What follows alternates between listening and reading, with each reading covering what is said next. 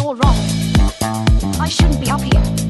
I should be back in school on the other side of the ocean. Yet you all come to us young people for hope. How dare you? Boring. Boring. Boring. Boring. You gotta work. Don't tell us what we're gonna feel. We're trying to solve a problem. Don't tell us what we're gonna feel. I'm not telling you. Because you're in no position to dictate that. That's exactly what you're doing. You're in no position to dictate what we're gonna feel.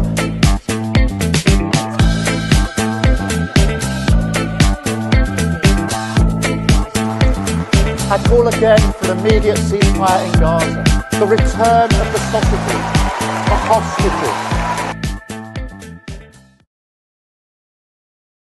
Welcome to Lembertopic Live with me, Lembertopic, here on Unprecedented TV, where we find the facts, kill the spin, and tell it as we see it. We will express our opinions as well, but that's not a crime. So thanks very much for being with us.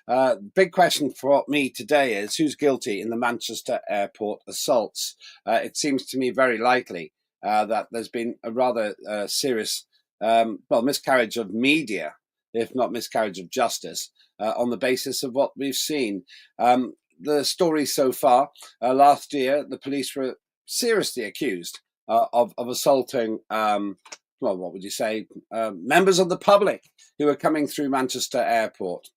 Well, the media had wall-to-wall coverage suggesting that this is some kind of racist assault. We'll play one of those video clips in a short while. While others were more suspicious, they were thinking, well, is it really going to be the police who are to blame here? Or is it possible that there's something else going on? Well, something else is going on, as we subsequently discovered, and a complicated trial has taken place. With a partial resolution of this question, one of the members of the public has been found guilty of assaulting the police. Completely the opposite story that was given to us by the mainstream media this time last year. So what happened? Why was the police system guilty of racism as far as the mainstream media were concerned?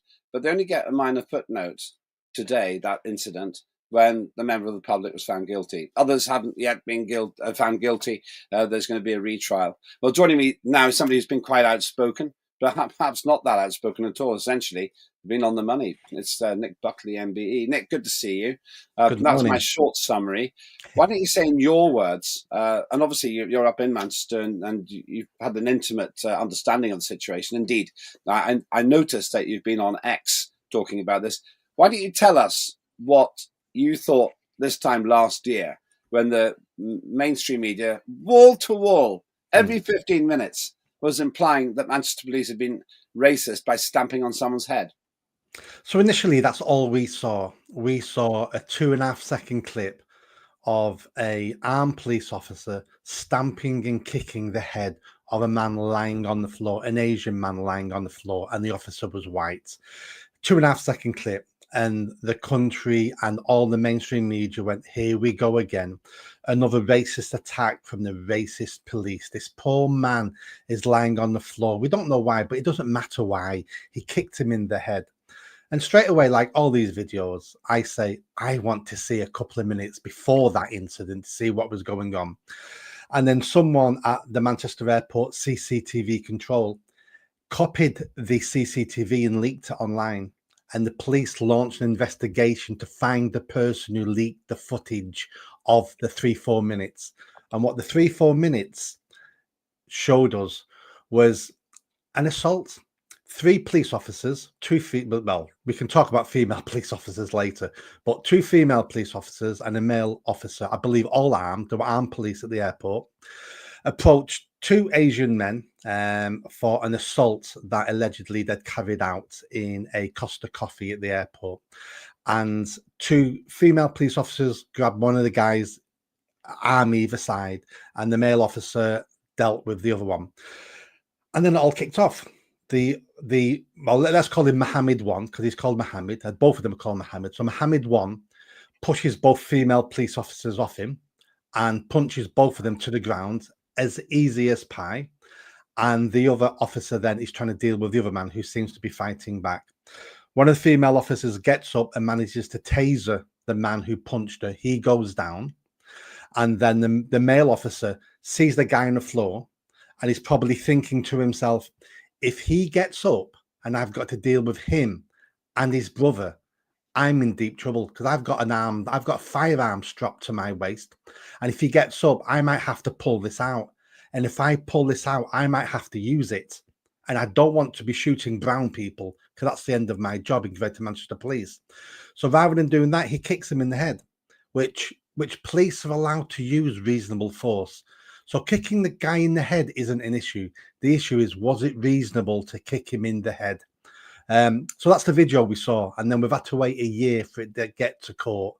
It's been in court for the last 3 weeks. And yesterday we got part of the verdicts and part of the result of the court case. So that's a pretty graphic description. Let's actually have a look at the video if we can get it of the assault. If we can actually find it. Okay, we've got a slight technical issue with that, but let's see if we can get it. Oh yeah, yeah. This is the man. I think this is the man who's been found, ostensibly found guilty. I think it's the one on the left there. Yeah, it's the younger one. Yeah, the one on the left. Yeah, I think he's the guy. And this is I think a video of, I think we've got a picture of the assault. That's it there. Yeah, quite violent, really. I mean, that's a still, but it's still pretty violent looking stuff. What's he actually doing? Is he actually just kicking the guy? So the guy in the blue is Mohammed 1, and it looks like he's kicking the police officer who's trying to arrest his brother. Mm-hmm. All right, yeah. I mean, it doesn't. I wouldn't want to meet him. I don't have any truck with people in that kind of behaviour. Yeah. It does seem to be very difficult to understand that these people, the police, that is, it seems difficult to understand why the police would be to blame whenever this person's pretty guilty by the looks of things. Oh, here we are. There, we got the video now, I think. Let's have a look at this. Assaulted his mother. He headbutts him and follows up with punches. This set the scene for what came next. Police officers were called, and at a car park pay station they moved in to arrest Amaz on suspicion of assault. His brother, Mohammed Ahmad, was with him. In a flurry of punches, Amaz strikes PC Lydia Ward in the face, breaking her nose. PC Ellie Cook is also struck. CCTV pictures didn't record the sound of what was going on, but the officers' body-worn cameras did. PC Ward's screams can be heard. As other officers arrive, the extent of her injuries can be seen. Amaz was found guilty of causing PC Ward actual bodily harm, of the assault of PC Cook and the earlier airport assault. He's been remanded in custody. But after 10 hours of deliberating, the jury here at Liverpool Crown Court were unable to come to a decision on the charge that related to both brothers, that of causing actual bodily harm to the male officer involved in this case, PC Zachary Marsden. In response to today's verdicts, the Chief Constable of Greater Manchester Police said, whilst assaults on police officers are sadly not uncommon, 44 of my officers are assaulted every week across Greater Manchester. Such attacks can never be justified. Our officers are decent people who routinely place themselves in harm's way to protect the public. They deserve our respect and support. Now, that's how it's been reported now. But it was completely different this time last year, wasn't it, Nick? When the police were roundly accused, de facto accused by the mainstream media of a racist assault. And they kept saying how appalling it was, oh, how it looked really terrible and so on. And also, I've noticed that the level of coverage that it's getting now is orders of magnitude less than the coverage it had last year, when the grasping, judgmental mainstream media just assumed the police were guilty, Nick. They did. So we know the mainstream media is a corrupt organisation. We know they are. So a year ago, it was beneficial for them to be anti-racist, to be on the side of the criminals, to be on the side of Mohammed 1 and Mohammed 2. It was beneficial for them. A year later, it's not beneficial anymore now, because they're on the side of white, of of the white population in the UK, of the law-abiding people in the UK, which includes black and brown people as well. Most of them are law-abiding. There's no virtue signaling for them now. Plus, they're also worried about, and we're all worried about, violence from this court case, spread across the country. If this guy who's now been found guilty, if he gets a suspended sentence, while we're sending people to jail for 2-3 years for tweets and for posts on Facebook, if he gets a suspended sentence, there's a very good chance it's going to kick off. So the press are very wary about getting involved in this in case they get blamed for something. But their job isn't to make those decisions. Their job is to report the facts and report the stories, which they're terrible at. I mean, this whole incident will be studied for decades to come because it's complicated on so many levels. So many levels you can look at this incident and go at different tangents about why it happened, why we have these problems, why the police were assaulted, why the mass media dealt with it the way they did. We could discuss this for weeks and weeks and weeks. Yeah, and actually, there's an interesting point you've made there. The mainstream, I hadn't thought about it this way, but the mainstream media were all over this last year. Oh, are Manchester police racist? Was this an unprovoked racist attack? Oh, should these police be struck off? Should there be prosecutions of the police? Almost no suggestion whatever that they were dealing with just violent scum, basically. Somebody who, in that video, which interestingly enough, you said had only been released because essentially a whistleblower in Manchester Airport released a CCTV. At that point, nobody in the mainstream media was suggesting anything other than the fact that the police were guilty. I remember, actually, to his credit for once, Andy Burnham, he didn't go as far as saying that the reporting was wrong. He said, I've seen everything. We need to look at the full facts. I know you stood against him for mayor, but he was more cautious, and I could tell that he did not agree that this is a racist attack, even though he didn't say it. He didn't have the courage to say that the mainstream media was wrong. But there's this herd mentality, Nick, in the mainstream media. And you're saying that the mindset of this country has changed so much that the mainstream media, instead of reporting the news, are just following the mood. Yeah, absolutely. So let's have a look at some of the other issues in this case, this particular case. So the first thing we need to ask is, why do we have female police officers on the front line? Because that Mohammed one brushed both those two female officers off him as if they were 10-year-old girls. If there had been 3 male police officers attending that incident, this would not have escalated. They would have dealt with those 2 men straight away, and it wouldn't have got to the stage it got to. That's the first point. The second point is, we've imported people into this country with a clan mentality. That's where this violence comes from. Those people belong to a Pakistani clan, and the clan is against the world. It's the clan comes first, not Pakistan, not the religion. Their clan comes first. And if he was watching his brother being arrested, his clan ethics and code and honor and morality says he has to stick up for his brother. That's where this came from.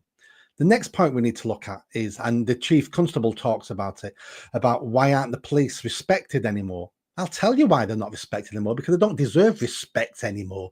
That's why the police are not respected. That's why 44 officers a week, a month in Greater Manchester are being assaulted, because no one respects them. And you're probably thinking, why aren't they respected, Nick? Well, let's talk about 100,000 young, poor white girls being gang raped over 40 years. There's just one incident the police did nothing about. But the police are also arresting us for tweets and, policing different communities in different ways. We call it two-tier policing. This is why the police are not respected anymore. And then we've got problems with the mainstream media. And then we've got problems with the growing sense of violence in the country, that urban violence, civil war is going to break out at any time. And then we've also got uncontrolled migration. Open borders, millions of people coming in a year, some of them killing us, raping us, assaulting us. And the average person in the country now feels we're losing the country and it's falling apart at the seams. None of our public services work. And the mainstream media, the elite, the politicians are trying to hold it together with sticky tape because I know it's falling apart. And the mainstream media can only go on about anti-racism, can only go, it's white people, it's the white police, it's this, it's that. And they never address the real issues about why we're failing as a nation. Like I said, we could discuss this particular case for months. Why are we failing as a nation? Oh, it's been happening slowly for 100 years. It's down to lots of things. So I've sort of pinpointed some of it down to the beginning of feminism. We over-feminized men. We told men that masculinity was toxic, and this has been going on for 100 years. So men started rejecting their roles of being protector and provider. We then built up the welfare state, and we said to people, you can be a beggar, just be a beggar off other people, and that's fine. And we'll even raise your children for you. You know, we'll make sure they're fed at school. We'll take away all your parental responsibility. Marxism, you know, this dream of a socialist utopia never seems to go away. And I've got theories why that will never die. I understand why that will never die. Then you're looking at mass immigration from the 50s onwards, never wanted. From Windrush up to today, the British people have never wanted mass migration, and we've been ignored. Mass migration brought more crime, it brought more problems, it started fragmenting society that was already fragmented because of feminism, Marxism, the welfare state, and its accumulation of incompetence and self-inflicted damage for at least 150 years. And we get to where we are now, where we're inviting rapists into the country to rape our women and children. And when they do, and we've paid them to do it basically, and when they do, we can't even kick them out of the country. And we think our country is a normal, decent country still. We're a basket case. You paint a pretty grim picture, to be honest with you. One which I generally agree with, I'm sorry to say. Let's get back to the Manchester Airport assault. And I was saying that the mainstream media are on trial as well. Jeremy Kyle, who has quite a reputation for being outspoken, did an interview at the time. I want to show it to you because it completely underlines the extent to which the mainstream media, and talk is no better than anybody else, mainstream media simply followed this assumption, and it's so heavily loaded with inference, what Jeremy Kyle says and his guest, that the police are guilty. If we can play the clip from Jeremy Kyle, please. Talk to you about, but I want to start with some distressing footage. Now, I'm going to warn people who can see this. It is incredibly depressing and quite worrying. It's footage circulating on social media from Manchester Airport showing a suspect, we're watching it right now, being tasered by police before, with the greatest of respect, having his head kicked in and being stamped upon. Now, you can also see, if I can explain it to you, it's awful. The second man on the bench can also be seen being shouted at by the officer to get on the floor before being kicked and strongly mishandled as well. It's really, really graphic, Mike. It's pretty it's unedifying in every sense. It's understood now that the officers were responding to an altercation between members of the public at Terminal 2 at Manchester Airport last night, when one of the suspects attacked one of the officers. But if you're watching what I'm watching, with a police officer kicking somebody in their head and stamping on them, you would understand that questions are now being asked about reasonable force and proportionality. Now, the Greater Manchester police officer claim, this is their claim, that officers feared that the alleged attackers could have taken or used their guns. They were armed officers, and their excuse for stamping on a man's head and kicking him repeatedly, I would be utterly shocked if he wasn't severely injured as a result, I could be wrong, was, as I say, as the attending officers were firearm officers, there was a clear risk, say GMP, that this assault, their weapons could have been taken them. 4 men were arrested at the scene for a fray. We acknowledge, though, says GMP, the concerns of the conduct within the video, and our Professional Standards Directorate are assessing it. Mike Neville, we spend a lot of time criticising certain parts of the police. When the public see videos like this, appalling. What's your thoughts? Yes, at first sight. I mean, we don't know the full context, but Jeremy, this is just, the video looks awful, doesn't it? The way the man's head bounces off the boots. I mean, one of my areas of expertise was CCTV and showing crimes in action. And if you say to somebody got kicked in the head, that's one thing. When you see it just looks appalling. It just looks too much. He kicks him and his head, as you said, flies everywhere, and then he stamps on his head twice. Now, listen, we came into the office, Ricky had this, we're all talking about it, and let's be perfectly honest, we're thinking, if that was a terrorist, if you were concerned about a person with a weapon or maybe an explosive, with everything that's gone on, you might go, I get that. As it turns out, these people have been arrested at the scene for a fray. I mean, I have to ask you, police brutality or reasonable force? You're an... Now, that's the problem. Jeremy Kyle has completely disgraced himself by saying mishandled at the beginning. There's no objectivity in this report at all, Nick. No, absolutely not. I was on Talk TV the day after this incident, being interviewed about this incident, and the presenter said to me, there's absolutely no scenario where kicking him in the head and stamping him on the head is justified. There is no scenario you can paint, Nick, to justify that. So I said to him, right, what happens if the police think he has a suicide vest on and he's got a split second to disable him in case he presses the button and explodes it? And the presenter goes, should shoot him in the head then. So I said, so you don't want him stamped on the head to save his life, but you're quite happy for the officer, his first port of call is to shoot the guy in the head. And he goes, yeah. And I went, this makes no sense. If you're distressed at being kicked in the head, but you're quite happy to, the first port of call is to shoot him in the head, you guys don't know what you're talking about. And that's what this comes down to. Most presenters have never been assaulted. I worked with the police for 20 years. I've worked on the streets with the police for many years. And I've worked on the streets as a youth worker for many years. I've seen violence. I've stopped violence. I've got 19 stitches in my head where I've got smashed on the head with an iron bar. I've been held up at gunpoint, a gun pointed in my face. I've seen violence. These people haven't. So for them, it's what they see in the movies. He should have done a karate kick and knocked the weapon out of his hand, then done a flying kick, hit him in the chest and knocked him unconscious. And that 4'4" woman should have done the same. She should have done a Marvel superhero flying kung fu karate thing and knocked him over. Doesn't work like that in real life. And these people have got no experience. And don't get me wrong, our police are incompetent. Our police are corrupt. Our police are doing a really poor job everywhere they are. But we need to make sure that we see all the evidence before we make judgments. And the officer who kicked him in the head was referred to a disciplinary panel for it and was found not guilty. So even the police, when they looked at the evidence, went, no, absolutely fine.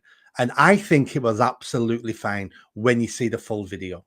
Yeah, it's interesting the way you describe it. You've got very low opinion about police, and having seen the police in action in action in London, I would tend to agree with you. And also the other subject, which we'll come back to on a different day, the wholesale raping of children, and the police apparently colluding to cover it up. I'm sympathetic with that. But the way that the mainstream media just immediately jumped onto the attack the police situation, and that's Jeremy Kyle, obviously saying pretty much what you just said. Oh, under no circumstances is this acceptable, and him leading his witness there to agree. Somebody who's obviously Mike Neville, who obviously got it wrong as well, totally the wrong call. Because, as you say, the police were exonerated very quickly. I'm wondering, how is it that we've got to a situation where the mainstream media have got to a situation last year where they were just jumping on anything to defend ethnic minorities in these situations, making the assumption the police were corrupt. And now, a year later, they hardly give it any lip service at all. It's like item number 6 or something instead of item number 1, and it'll be gone by the afternoon in the newsreels, I'd say, Nick. I'm glad you asked that because I explain all this in my new book about Islamophobia. Not Islamophobia, Anglophobia. There's a Freudian slip for you. You're guilty. You're Yeah. guilty. It's because in this country, you're allowed to be anti-white. In this country, you're allowed to be anti-British. And not only are you allowed to be that, you're celebrated when you are.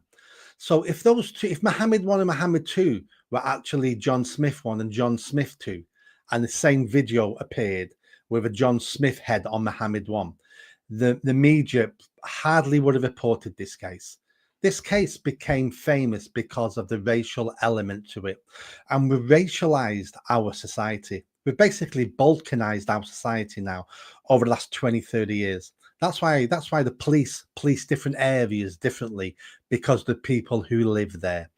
The media, the establishment have been pushing this anti-British, anti-white narrative, where a brown person, a black person, someone who's a little bit exotic, someone who's got a different religion, they can never be wrong. They have to have been persecuted. If they're a criminal, a good one is black criminals. Police shoot a black criminal. Well, isn't that a shame? He's a career criminal and we shot him dead. And do you know what? It is a shame for that black criminal because it can't be his parents' fault for raising a criminal because they're black and black people can't do anything wrong. So it can't be their fault. It must be our fault as society. We must have turned him into a criminal. Isn't that appalling what we've done? We've turned those two, Mohammed 1 and Mohammed 2. We made them do that by our oppressive police force. They were and that was their defense. We're terrified. The police came to us. We know they're racist. They were going to shoot us. They were armed. We thought they were going to kill us because we were Asian and because we were Muslim. We were so scared. We were fighting for our lives. And that narrative has been pushed on us now for decades and decades. And many people in this country believe it. And many people push this narrative. Well, the truth is, it's a complete opposite.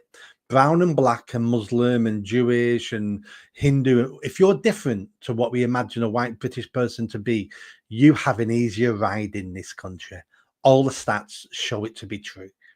It's interesting what you say there in terms of the statistics. Also interesting in terms of the reportage. You were talking about the fact that the mainstream media tend to take that position. The Guardian at the time was very clear. Guardian, I call it a newspaper, but I don't really feel it is much of a newspaper anymore. It basically covered it in no uncertain terms. It said something like racism played part in police kick incident at Manchester Airport, says former senior officer. Former Met Chief Superintendent Dal Babu says footage of man being kicked in face by officer is totally appalling. So the Guardian was very happy to say that racism played a part in this particular case. Of course, I wonder why they don't have to put it right whenever they say these things. I don't know why they're not prevented from saying these kinds of things. So go ahead, Nick. Because it's perfectly acceptable, even when you're proven to be wrong. If you're being anti-white and you're being proven to be wrong, that's still acceptable. And that statement there, racism played a part when this was a day or two after the incident and no one knew what was going on. That's perfectly acceptable because this is critical race theory. Critical race theory states that every interaction between a white person and a non-white person involves racism.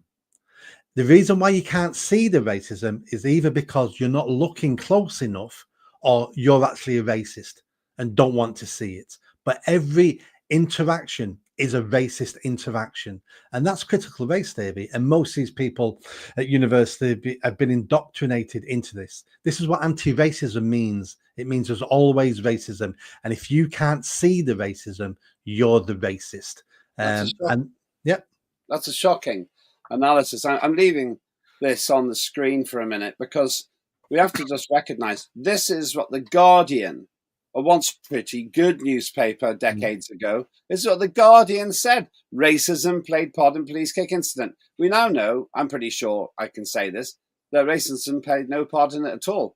The violent thuggery of the guilty man, and they'll be retried for the rest of it, the violent thuggery of the guilty man played a part, but I can't see any reason for thinking this is about racism.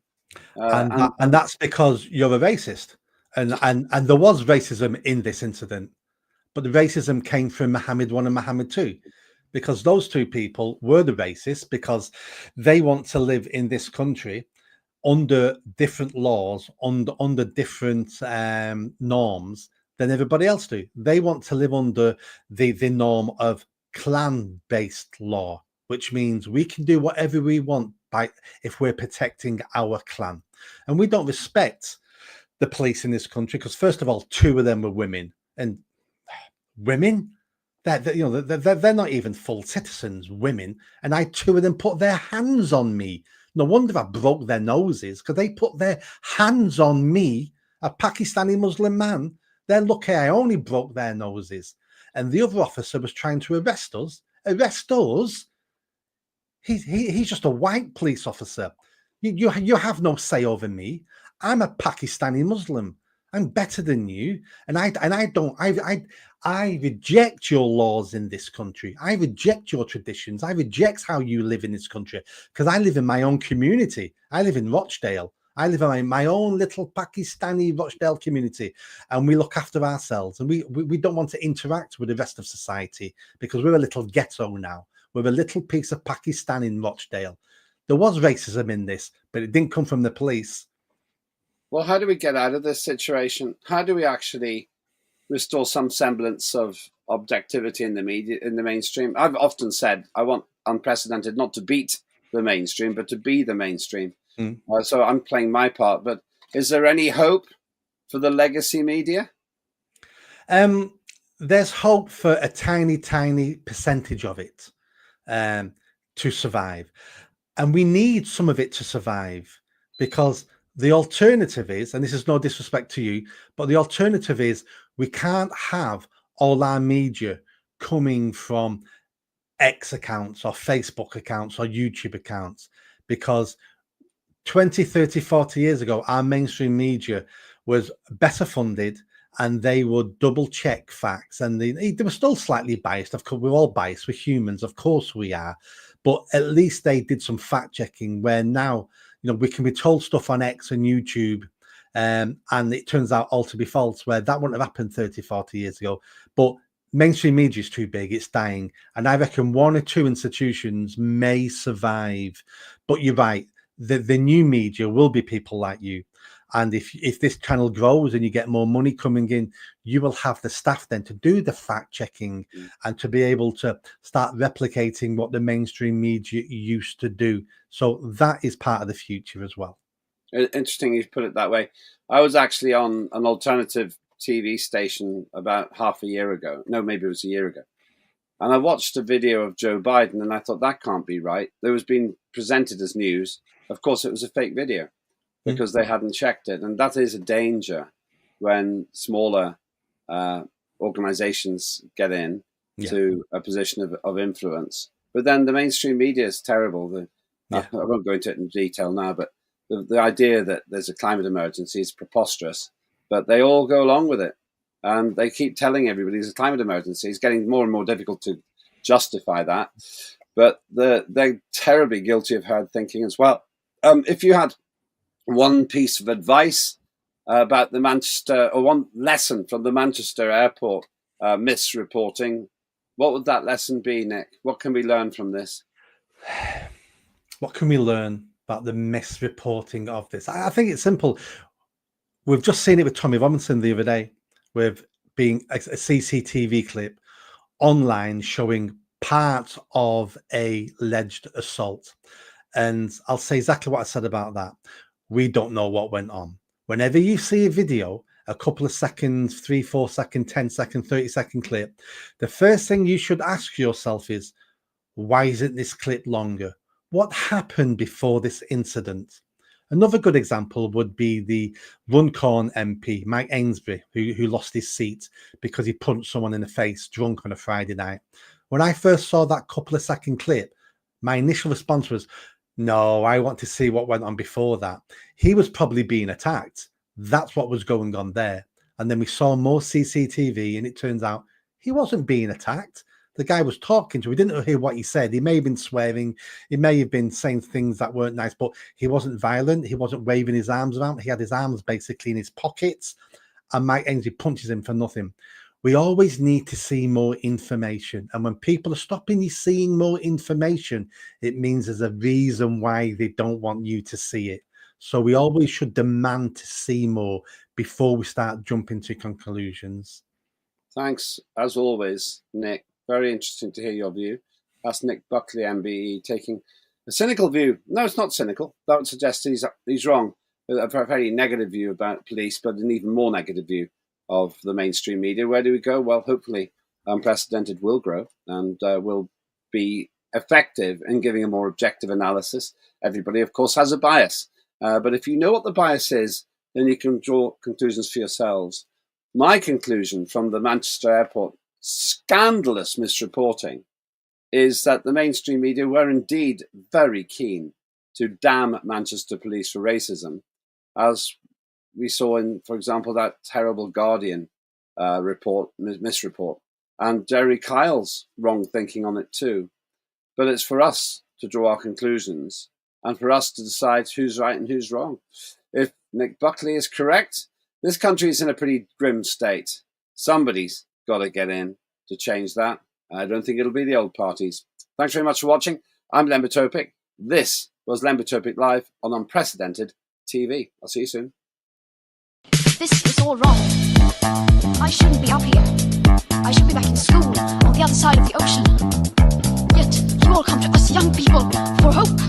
How dare you? Boring. Boring. Boring.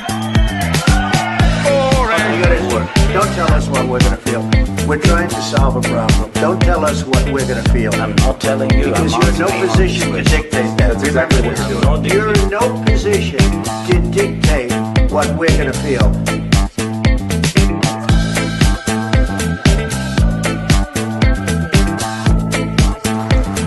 I call again for an immediate ceasefire in Gaza, the return of the sausages, the hostages,